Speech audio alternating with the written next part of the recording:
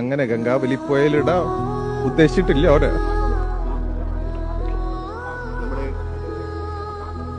ഞാൻ അപ്പോളേ പറഞ്ഞു ലോറിക്ക് അധികം പരിക്കുണ്ടാവില്ല, ക്യാബിന് അധികം പരിക്കുണ്ട്, ചിന്നിച്ചിതറൂല.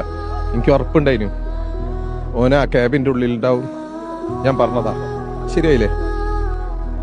ഉറപ്പായിട്ടും ഓനെയും കൊണ്ടിട്ട് നമ്മൾ പോവുള്ളൂ. ആ ഒരു ഉറപ്പാണ് കുടുംബത്തിന് നൽകിയിരുന്നത്. അതെ, അർജുൻ്റെ അമ്മയ്ക്ക് നൽകിയ ഉറപ്പ് പാലിച്ചു ഞാൻ അവിടെ എത്തിക്കൂ. കഴിഞ്ഞ 2 മാസം വലിയ ത്യാഗം സഹിക്കേണ്ടി വന്നു. തീർച്ചയായിട്ടും ഈ തെരച്ചിൽ വീണ്ടും വീണ്ടും പുനരാരംഭിക്കുന്നതിന് വേണ്ടി മുട്ടാത്ത വാതിലുകളില്ല. ഇല്ല.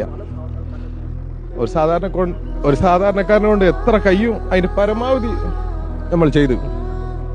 ഒരു ഡ്രൈവറെ കണ്ടെത്തുന്നതിന് എന്തിനു നിങ്ങൾ ഇത്രയേറെ മുന്നോട്ട് ഇങ്ങനെ സമ്മർദ്ദം ചെലുത്തണമെന്നുള്ള ചോദ്യങ്ങൾ പോലും പലവട്ടം നേരിടേണ്ടി വന്നു. സോഷ്യൽ മീഡിയയിൽ തെറ്റായ പ്രചാരണങ്ങൾ നടന്നു. പക്ഷെ അതിനൊക്കെ അതിജീവിച്ചുകൊണ്ടാണ് ഇപ്പോൾ ഈ ഘട്ടത്തിലെത്തിയിരിക്കുന്നത്. അതെ, തോൽക്കാനുള്ള മനസ്സില്ല. എന്തായാലും ഓനി കൊണ്ട് പോവുള്ളൂ. അത് ഞാൻ പറഞ്ഞതായിരുന്നു. ആ വാക്ക് അമ്മക്ക് പാലിച്ചു കൊടുത്തിട്ടുണ്ട്. അർജുൻ നമുക്കൊരു നഷ്ടം തന്നെയാണ്.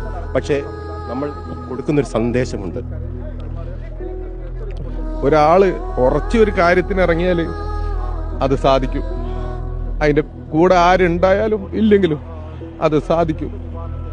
അത്ര ധൈര്യത്തിൽ നിന്ന, ആത്മവിശ്വാസത്തിൽ നിന്ന സാധിക്കും.